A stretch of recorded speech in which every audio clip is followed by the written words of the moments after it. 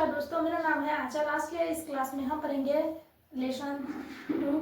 ठीक है, अम्ल, भस्म एवं लवण। देखो, सबसे पहले अम्ल को समझेंगे। अम्ल है क्या? अम्ल एसिड, ठीक है, ये है क्या? तो इसके कुछ विशेषताएं जानेंगे।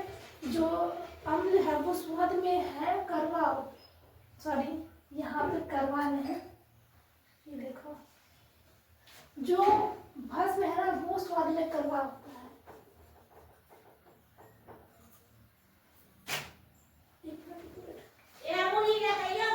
ये स्वाद में खट्टा होता है।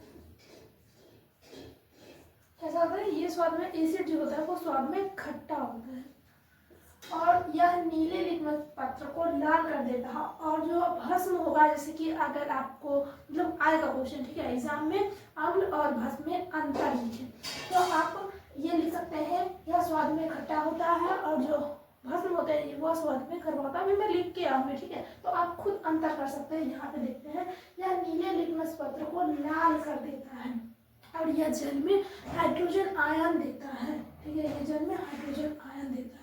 इसके एग्जाम्पल हो जाएंगे HCl, H2SO4, CH3COH। ठीक है, इमली में जो होता है, मतलब यहाँ पे कुछ सामग्री देखेंगे जिसमें एसिड पाए जाते हैं, मतलब कुछ पदार्थ देखेंगे, कुछ चीजें देखेंगे। जैसे कि इमली है ना, इमली में जो है टार्टरिक एसिड अम्ल पाए जाते हैं, टार्टरिक अम्ल। और जो सिरका होता है उसमें एसिटिक अम्ल पाया जाता है। बिच्छू के डंक में, अगर बिच्छू आपको डंक मार देता है तो आपके अंदर फॉर्मिक अम्ल चला जाता है, ठीक है, उसके डंक में पाया जाता है फॉर्मिक अम्ल। और दूध से दही बनाते हैं तो लैक्टिक एसिड, लैक्टोबैसिलस में लैक्टिक एसिड पाया जाता है। जैसे कि दही जमाते हो दूध से दही, तब उसमें थोड़ा सा जूरन के रूप में डालते हो, फिर वो पूरा दूध को दही में परिवर्तन कर देता है, तो यही लैक्टिक एसिड। ठीक है, नींबू में सिट्रिक अम्ल होता है, जो कि बहुत बार क्वेश्चन आया है, आपको ये याद करना ही है। तो सारे इंपॉर्टेंट हैं सारे, ठीक है, सब इसमें मेन चीज है। और टमाटर में ऑक्सीजेनिक अम्ल होता है, ऑक्सोलिक, ठीक है, और चींटी में फॉर्मिक अम्ल होता है। ये बिच्छू के डंक में और चींटी में फॉर्मिक अम्ल होता है। ठीक है, याद रखना। आप समझेंगे सांद्र अम्ल क्या है और तनु अम्ल क्या है। अम्ल दो प्रकार के होते हैं, सांद्र अम्ल, तनु अम्ल देखेंगे। ठीक है, सांद्र अम्ल जिसमें अम्ल अधिक हो और जल कम हो, तो अम्ल जो है अधिक होगा, अधिक अम्ल, और जो जल होगा वो कम होगा। ठीक है, तो इसे सांद्र अम्ल कहेंगे। अब तनु देखो, दोनों एक ही जैसे हैं, मतलब उसमें अलग अलग, जिसमें अम्ल कम होगा और जल अधिक होगा, उसे क्या कहते हैं? तनु अम्ल कहते हैं। उसे ऐसे लिखोगे, तनु अम्ल कहते हैं। ठीक है,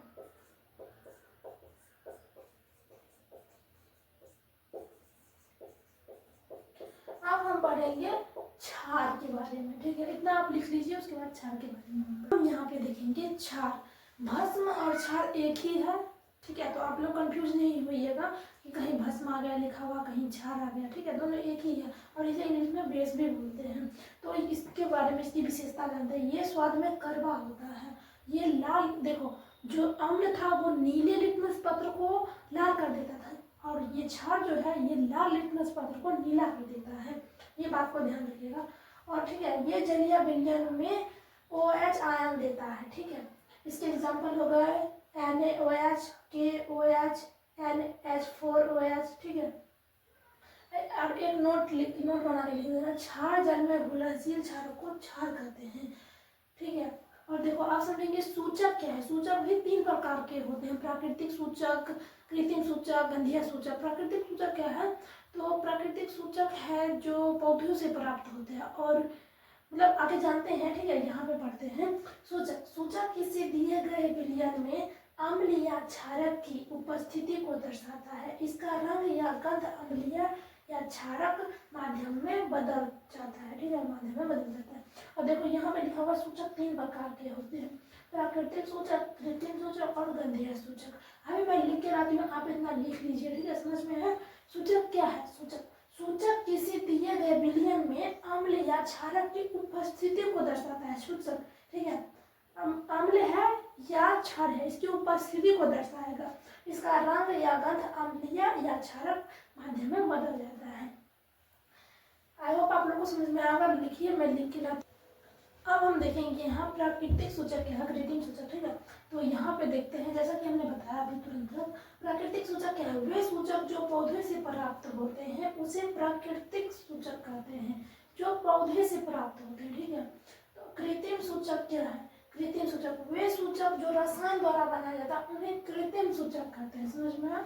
और गंधीय सूचक, जिन सूचक की गंध अम्लीय या क्षारक माध्यम में बदल जाता है उसे गंधीय सूचक कहा जाता है। ये तीनों बहुत ज्यादा इम्पोर्टेंट नहीं लगता है मुझे, पर लिख लेना, ठीक है। क्या पता आपके आप जब एग्जाम दे रहे हो तब आ जाए। अम्ल व क्षारक के रसायन गुण।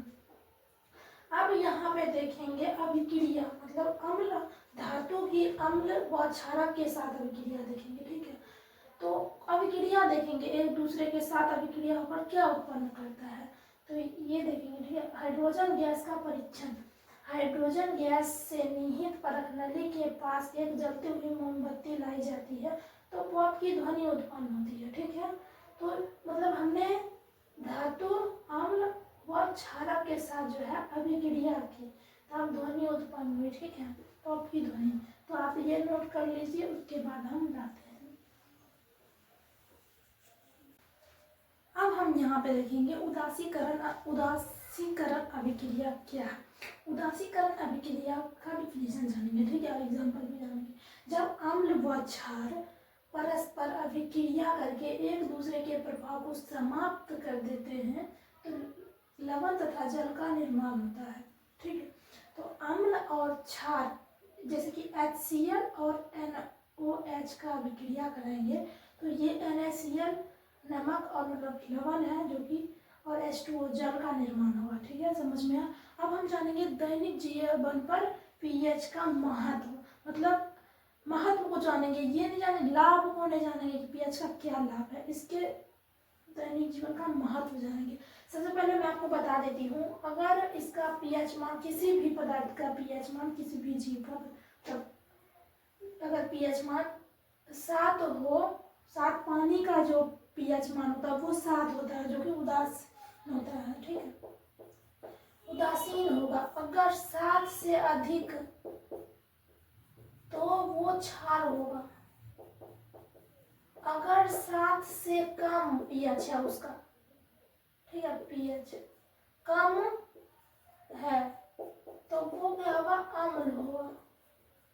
अम्ल, ये लिख लेना नोट बना के, ठीक है, इतना कहें अम्ल।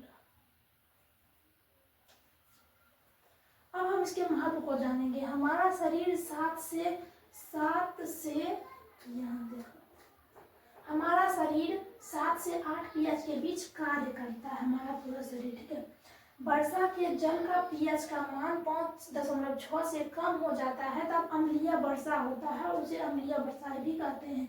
मुंह का पीएच मान, लार में जो होता है उसका पीएच मान 5.5 से कम होने पर दांतों का क्षय होना प्रारंभ होता है।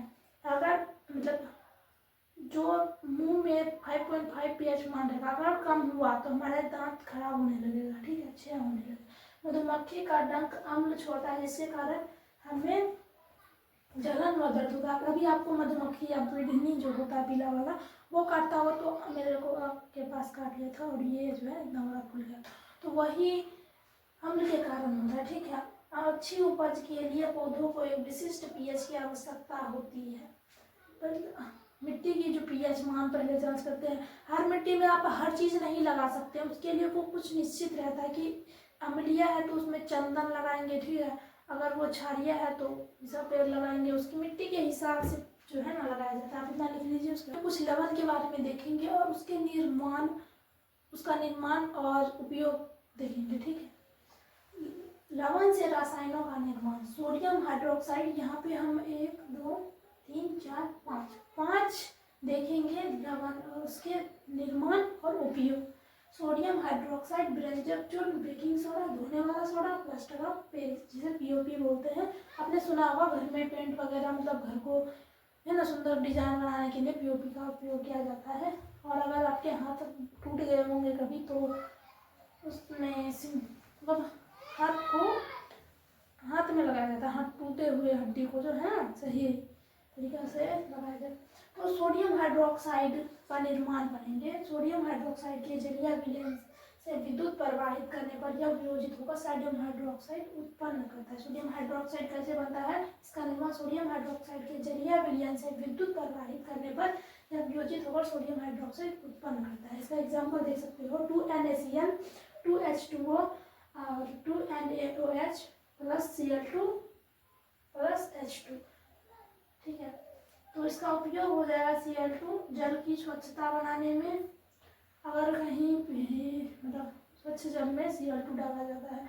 ठीक है, आप लोग देखते होंगे वहाँ स्विमिंग पूल में नीला पानी तो Cl2 डाला जाता है, उसको साफ किया जाता है। ठीक है, H2 ईंधन के रूप में NaOH को साबुन व कागज बनाने के लिए इसका उपयोग किया जाता है। अब हम पढ़ेंगे विरंजक चूर्ण और बेकिंग सोडा। एक बार लेके आऊंगी, उसके बाद धोने वाला सोडा प्लास्टर ऑफ पेरिस एक बार लेके आऊंगी, खत्म हो जाएगा। ठीक है, उसके बाद आपको देख लेंगे, तुरंत खत्म कर देंगे। ठीक है, विरंजक चूर्ण CaOCl2 इसका जो है सूत्र है, रासायनिक नाम। ठीक है, इसका निर्माण कैसे होता है? शुष्क बुझे हुए चूने पर क्लोरीन की क्रिया से विरंजक चूर्ण का निर्माण होता है, जैसे कि यहाँ पे क्रिया देख सकते हैं आप लोग। इसका उपयोग वस्त्र उद्योग में सूती व लिनेन को साफ करने के लिए होता है। पानी के मतलब पीने के पानी में रोगाणुनाशक, पीने के पानी में जो रोगाणु होते हैं उसको विनाश करते हैं। ठीक है, बेकिंग सोडा NaHCO3 का एक दुर्बल असंक्षारक है। इसका उपयोग बेकिंग पाउडर बनाने में होता है और अग्निशामक में भी होता है। अब यहाँ पर हम धोने वाला सोडा जान लेते हैं। धोने वाला सोडा का उपयोग कैसे होता है? धोने वाले उपयोग तो जानते हो, नाम से ही पता चलता है कि धोने वाला सोडा साफ सफाई में काम आता होगा। ठीक है, और इसका जो है ना सोडियम बाइकार्बोनेट के पुनःक्रिस्टलीकरण से जो है इसका मतलब निर्माण होता है। सोडियम बाइकार्बोनेट का अगर क्रिस्टलीकरण कर देंगे तो धोने वाला सोडा प्राप्त होगा। इसका उपयोग आप लिख दीजिए साफ सफाई में और ठीक है तो कपड़ा साफ करने में इसका उपयोग किया जाता है और साफ सफाई में। और POP प्लास्टर ऑफ पेरिस का उपयोग करते हैं हम टूटी हुई हड्डी को ठीक करने में। ठीक है, हाथ जब टूट जाता है तो प्लास्टर ऑफ पेरिस का ही पता चला जाएगा घर की सजावटों में और खिलौना बनाने में। ठीक है, आपका चैप्टर यहीं समाप्त होता है। धन्यवाद, मिलते हैं नेक्स्ट क्लास में। ठीक है, नेक्स्ट क्लास है हमारा मतलब नेक्स्ट वीडियो जो लेके आऊँगी वो धातु और अधातु, जो कि बहुत इस चैप्टर से जितना मैंने पढ़ाया है इससे मैं जाऊँगी ज़्यादा बेटर आपको वो चैप्टर पढ़ाऊँगी, क्योंकि वो चैप्टर बहुत ही ज़्यादा इम्पोर्टेंट है। आप देखा जाए तो मतलब जो बच्चे तैयारी कर लेंगे बाद में जनरल कंपटीशन करेंगे तो उसमें धातु और धातु ये भी आता है और उससे थोड़ा ज़्यादा आता है, तो उस पर ज़्यादा जोर करेंगे। ठीक है, बाय बाय। लाइक कर देना, सब्सक्राइब कर देना, शेयर भी कर देना।